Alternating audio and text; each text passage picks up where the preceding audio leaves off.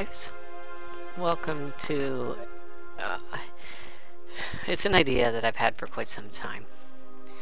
Basically what it is I'm going to start keeping like a what you'd call a writing journal. So basically what I'm going to do is, for these videos, is I'm going to go over the ideas I have for a story that I've been writing for quite a while.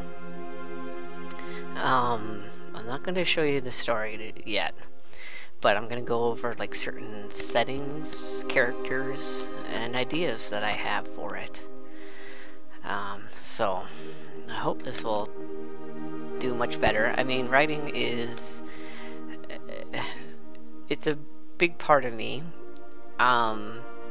It has been a big part of me since I was a child. I guess I'll go over basically my history, my writing history. So I really got into writing more into my early high school years. And despite me writing, I wouldn't call myself a writer. I've not been published. It's definitely a dream that I have, though. I think that would be one of my bucket list things, you know, is to have my story published. So, anyways, back to what I was saying. So, basically, I would, what you call roleplay in like chat rooms. Like, what would happen is we would create a character. The ones that I did were mostly fantasy settings. I read a lot of fantasy books growing up. Star Wars, Dragonlance, the big ones. I read a lot of those. Later on, the Sword of Truth series, Wheel of Time, things like that. So all of these influences me and how I write. So like I said, in these chat rooms where I would roleplay, I would create a character. The ones that I did were in Dragonlance settings for most of it. Later on, it would kind of go into whatever setting. There'd still be fantasy settings, but they wouldn't be any specific like known IP. Intellectual property like Dragonlance. It would just be a generic fantasy setting, you know, where anybody could be anything.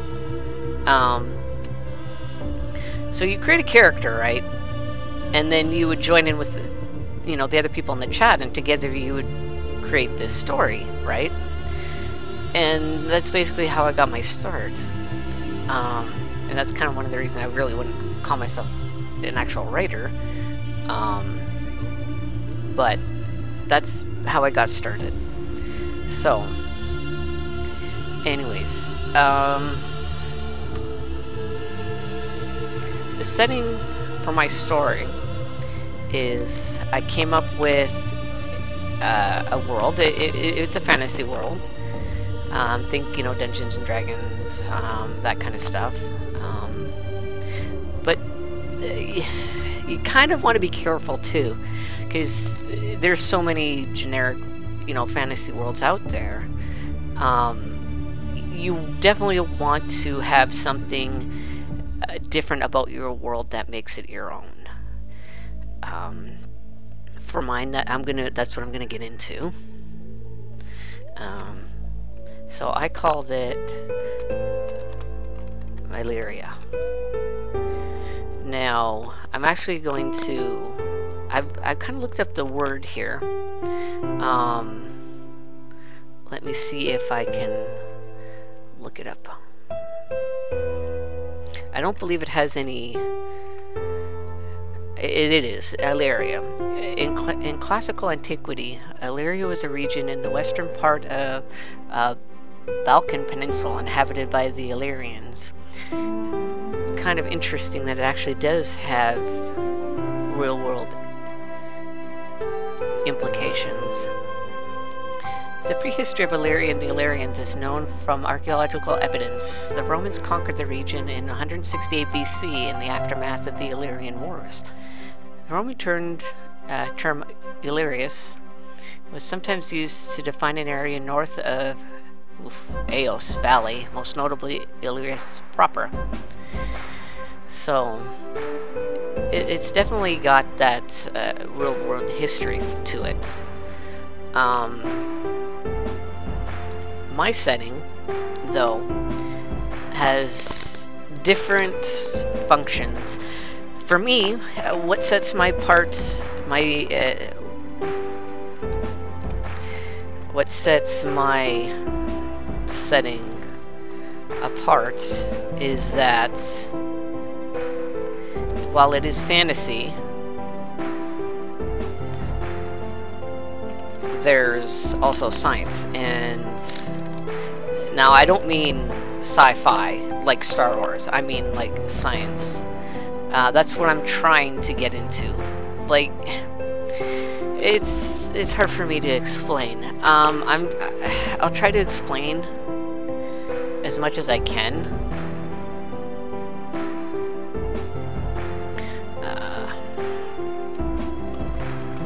From other fantasy settings.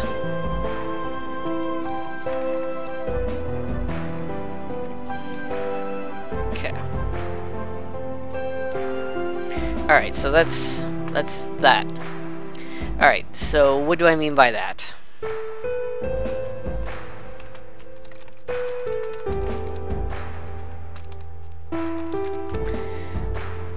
Like I said, not sci-fi per se, like Star Wars, because Star Wars has definitely has fantasy elements to it, as well as sci-fi. What I mean by science is real world. I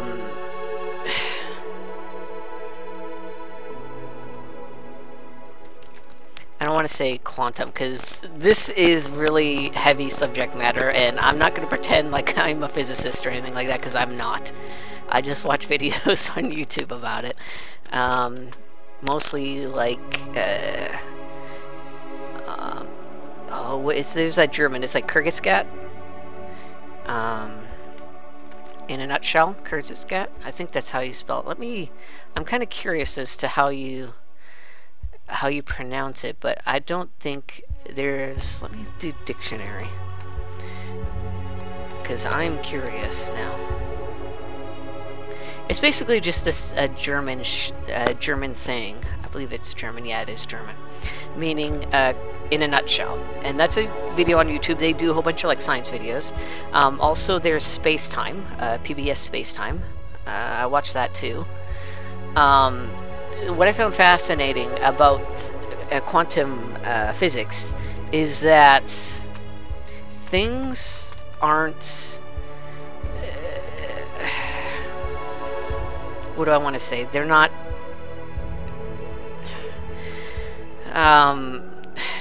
Okay, like I said, this is really complex and heavy subject matter. So things aren't. Particles. The quantum realm is strange. Particles behave differently based on whether they have been viewed, like whether they've been. It's like there's different possibilities, right? And there's called the wave function, right? And they explain it so much better in space-time. Okay, let me do wave function. Okay, a wave function is a physics term. It's a function that satisfies a wave equation and describes the properties of a wave. Okay, so as you know, waves are made up of everything. Well, not everything, but there are many different kinds of waves. There's light waves, sound waves, the electromagnetic spectrum, I believe that's a wave. Well, there's gravity waves that they've just found out about. Trust me, this is going to relate back into my story, I hope. I'll try and draw that parallel here. So,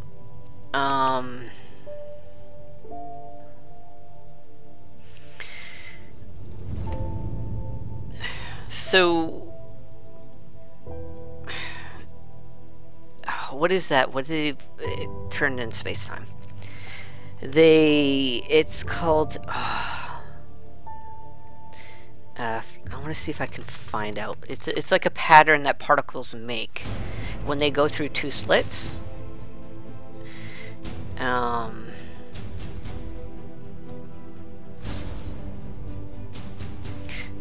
Let me see if I can do particle. You're not going to be able to see what I'm looking up. I'm googling all this stuff. Particle patterns when going through two slits. Okay, let me see if this will actually look into it for me. Two slits experiment. Okay. Maybe I should bring this over. Okay. Two slit experiment.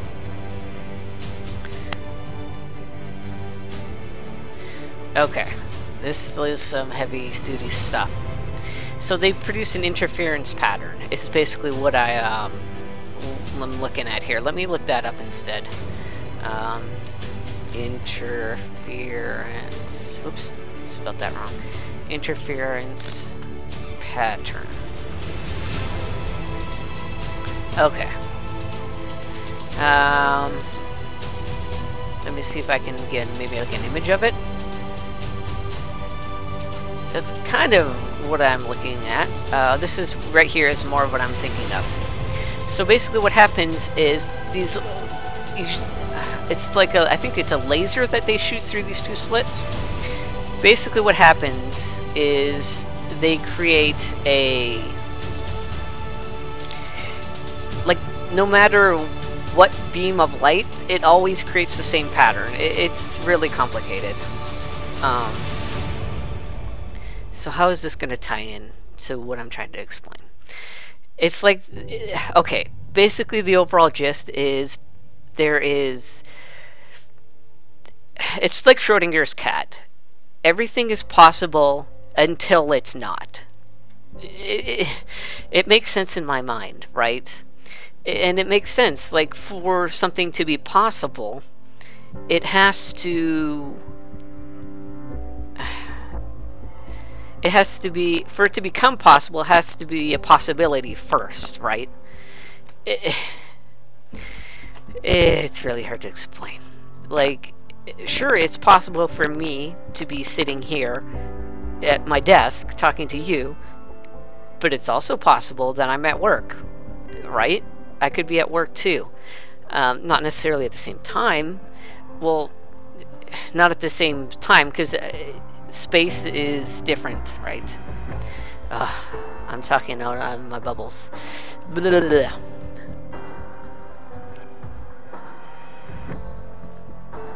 So basically what happens when something gets viewed, it collapses the wave function and makes what you view reality.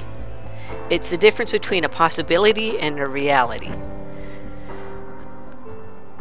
So when you think about it, and I'm going to tie this back into my story. Let's see some ideas I got up. Okay. Alright, so when you think of it like that, I always like to kind of explain it like you, as a person, who you are, you are not who you were 10 years ago. You are a different being entirely.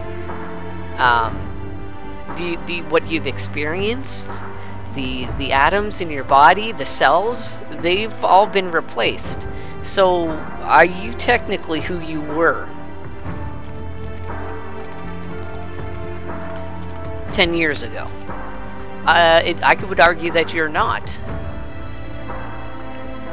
So that's kind of what I mean, is that the universe you were born in isn't the same universe you live in now.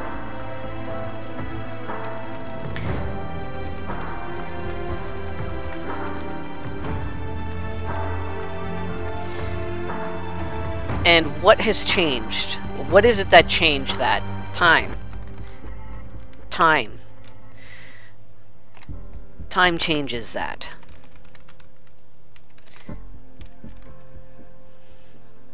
Things become possible that weren't possible in the universe you were born in.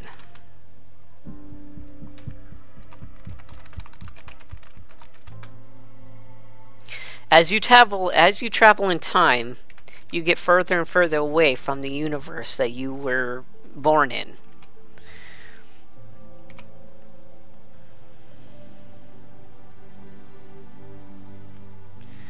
Okay, so now to tie that back into my story, the setting of Illyria, like I said, it's a fantasy setting. There is, I draw upon lots of different, there's lots of influences in my life. Christian religion probably is some in this story because there's different, there is a character in the story who's a healer. He's half angel. I'm not going to go into characters yet because that's going to be a separate video. I'm just going to talk about the setting right now. Okay, so I'm just listing. I'm not even worried about formatting this. I'm just listing off stuff. Okay, so the goddess is called Illyria, or not, Ilsandra. And for the start of my story, she created Illyria. And what also sets my story apart is that Illyria is only 500 years old.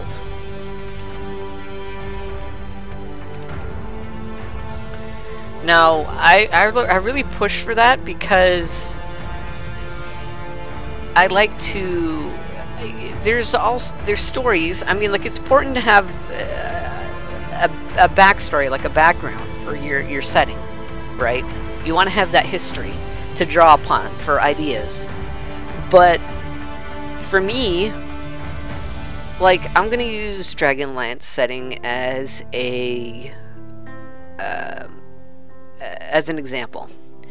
In the Dragonlance settings, in Dragons of Autumn Twilight, there was a hero of ancient legend named Hama Dragonbane, and he defeated the evil dragon goddess Takhisis with the help of the good dragons, the silver dragon. Well, not silver, the metallic dragons, gold, silver, bronze. And that was part of the backstory, the hero. That the heroes of the Lance, who were the main characters in the Dragonlance series, Tanis and, there was a whole bunch of course, you can't forget Tasselhoff, Burfoot, and Sturm Brightblade, Magus. It's Magius, I think, is what his name was. Let me look him up. And his brother.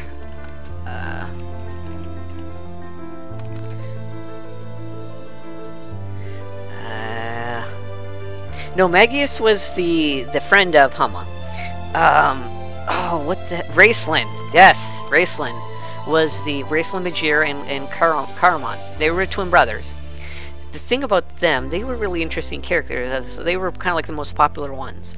But anyways, I'm going off on a tangent, but I guess that's par for the course for this video. I'm going to be going off on a lot of tangents, talking about a lot of different ideas. So, it's kind of like I'm doing like other videos. I'm going to be doing like character studies of the characters that I've created. But like I said, this one is just for the setting of the world right now. Going back to Hama Dragonbane. Okay, so he was this ancient hero of legend, right? But that's that's all that he was. There were no stories about him. You didn't know. I mean, you had a vague idea that you knew he defeated the evil dragon goddess Takisis, right? Using the dragon lances. So that's how the heroes in the Heroes of the Lance knew that they were going to be able to defeat Takisis again using the dragon lances against the evil dragons. But anyways, that's all that he was, right? There was no history behind him. Like, he was just an ancient hero of legend who defeated the dragon goddess, right? That's all that he was during that time. And of course, later they came out with a book, a full book for just him, which really fleshed him out as a character. But that came out after, right? So that's all that he was to start out with, was just a hero of legend for the other people to draw experience from. And you know what I mean? I'm trying to explain myself as well as I can. I'm not good at this kind of stuff, so hopefully it'll get better as I go on. But anyways, so Illyria is only 500 years old, right? So there's not going to be much history there. But the characters in the story, they're going to be the ones that are going to be those heroes of legend, right? Start at the beginning, not in the middle, is my philosophy, right?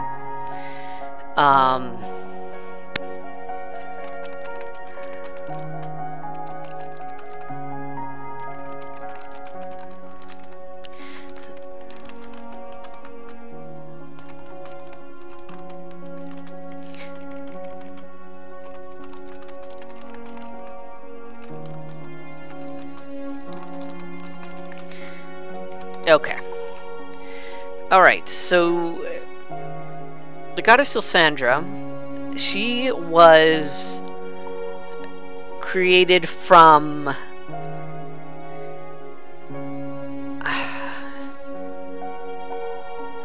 I want to say that she was created from she was now this is where I'm going to go back to the Christian influences of God.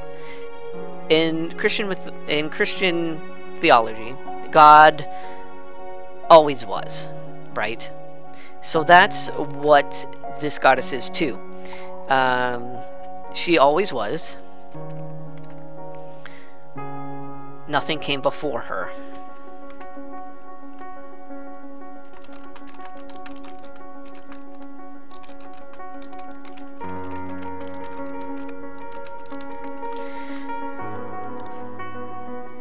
Okay, now what happened is, like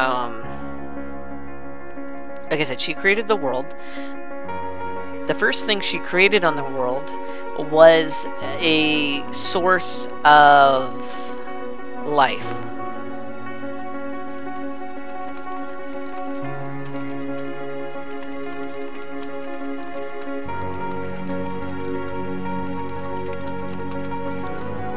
Okay. And this source of life was called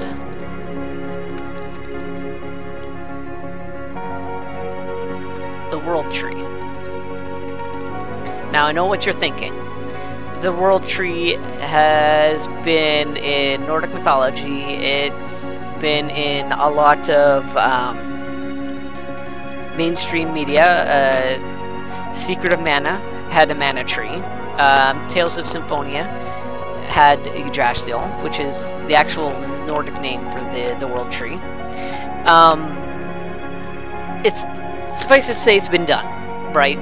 An actual tree, you know, that gave life. Now, what's different? I try to make it different, put my own spin on it.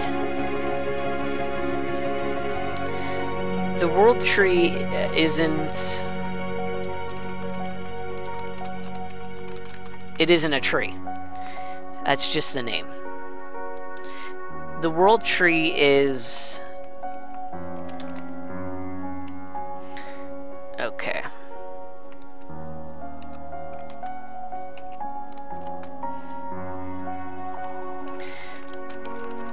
world tree is more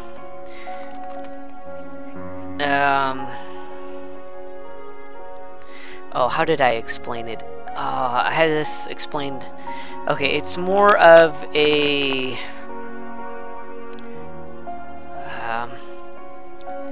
if you think of, I'm not sure how well this will parallel with, like, in DC Comics there's the Source Wall, and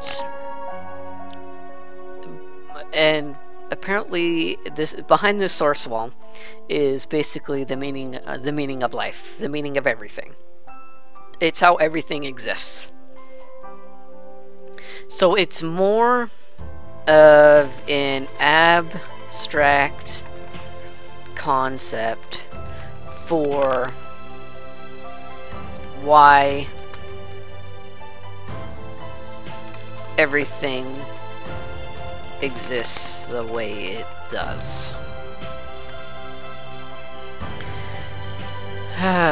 Okay, so it's not a physical tree on the world.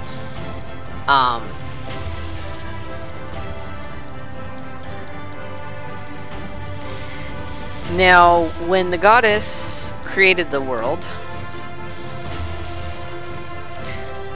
I'm kind of jumping around here, I'm sorry.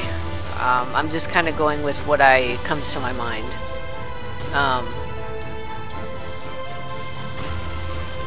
When the goddess created the world, she gave up her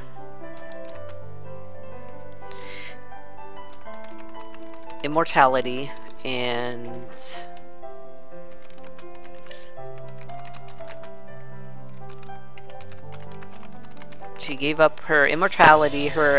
her omniscience, and her omnipotent.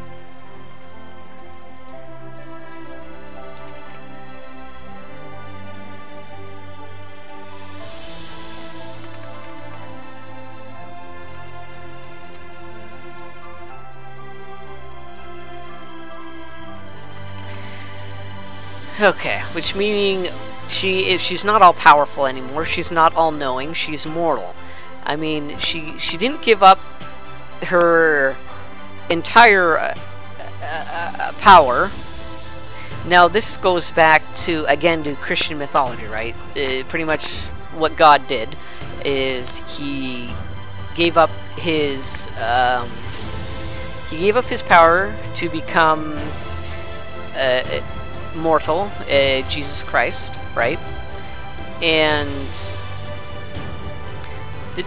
well, I guess I was gonna say there's a difference here because she didn't totally give up her. She didn't. I guess I should say she didn't totally give up her immortality. Like she can't die from age.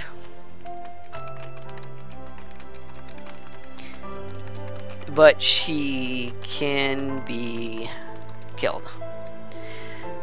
Of course, it's going to be extremely difficult to kill her because she is still very powerful. But